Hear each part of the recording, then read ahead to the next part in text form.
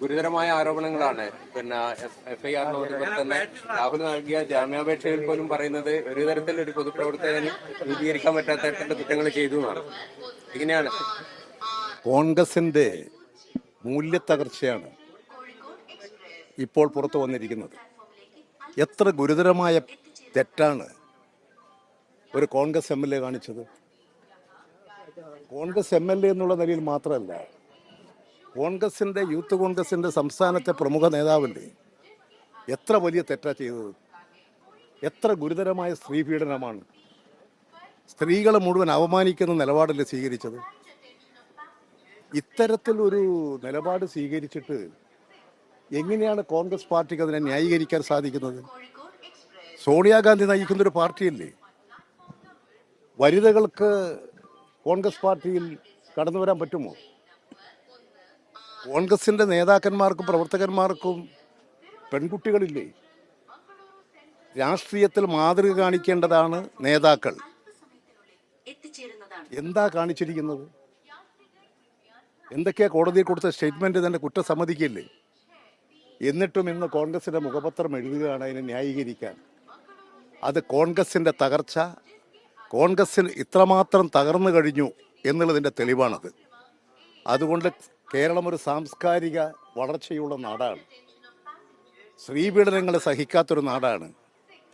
ഇവിടുത്തെ യുവതികളും യുവാക്കളും ബഹുജനങ്ങളാകെയും കോൺഗ്രസിൻ്റെ ഈ തെറ്റായ നിലപാടുകൾക്കെതിരായി രംഗത്ത് വന്നുകൊണ്ടിരിക്കുകയാണ്. കോൺഗ്രസ് പാർട്ടി ഇനി ഒന്ന് അധപ്പതിക്കാനില്ല. അതിൻ്റെ നാശത്തിൻ്റെ വക്കിലാണ്, നാശത്തിൻ്റെ അവസാന ഘട്ടത്തിലേക്ക് പോവുകയാണ്. അതുകൊണ്ട് ഇത്തരത്തിലുള്ള നടപടികളോട് ശരിയായ നിലപാട് സ്വീകരിച്ച് മുന്നോട്ട് പോകാൻ അവർക്ക് കഴിയേണ്ടതായിരുന്നു. പക്ഷേ അവരിൽ ഒരു വിഭാഗം എങ്ങനെയാണ് ഇത്തരം ഒരാളുകളെ പൊതുരംഗത്ത് അവതരിപ്പിക്കുക? രാഷ്ട്രീയത്തിൻ്റെ മൂല്യത്തകർച്ചയിൽ ഇത് കാണിക്കുന്നത്. എത്രമാത്രം വലിയ തകർച്ചയാണിത്. സാംസ്കാരികമായും സാമൂഹ്യമായും സേവനപരമായും മാതൃക കാണിക്കേണ്ട രാഷ്ട്രീയ നേതൃത്വം നഗ്നമായിട്ടുള്ള ബലാത്സംഗം, ഗർഭം അലസിപ്പിക്കൽ, എത്ര നെറികെട്ടതാണിത്. നമ്മുടെ മാധ്യമങ്ങളിലൊക്കെ ഇത് നിറഞ്ഞു നിൽക്കുകയല്ലേ. കേരളത്തിലെ ജനങ്ങൾക്ക് തലയോർത്ത് നിൽക്കാൻ കഴിയുമോ? അത്തരമൊരു സാഹചര്യമാണ് ഇവിടെ സൃഷ്ടിച്ചിട്ടുള്ളത്. അത്യന്തം ഗുരുതരമാണ് ഇന്നത്തെ സ്ഥിതി. കോൺഗ്രസ് നേതാക്കളിൽ തന്നെ ഒരു വിഭാഗം അതിനനുകൂലിക്കുന്നു എന്നുള്ളത് കോൺഗ്രസിന്റെ തകർച്ചയാണ് കാണിക്കുന്നത്.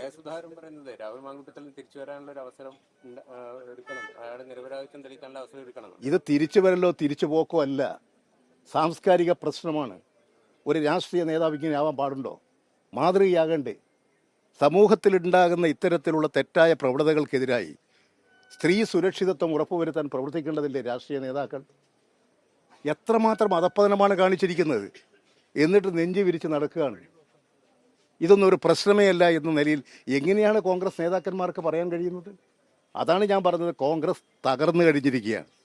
സ്ത്രീ പീഡനം, അതുപോലെ തന്നെ സ്ത്രീകൾക്ക് നേരിൽ അതിക്രമം, എത്ര തെറ്റായ ഡോക്ടർമാരെ ഉപയോഗിച്ചുകൊണ്ട് ആ കുട്ടി തന്നെ ഇപ്പോൾ കൊടുത്തിരിക്കുന്ന സ്റ്റേറ്റ്മെൻറ്റ് പുറത്തു വന്നിരിക്കുന്നത് ജീവഹാനി സംഭവിക്കുമെന്നായിരുന്നു.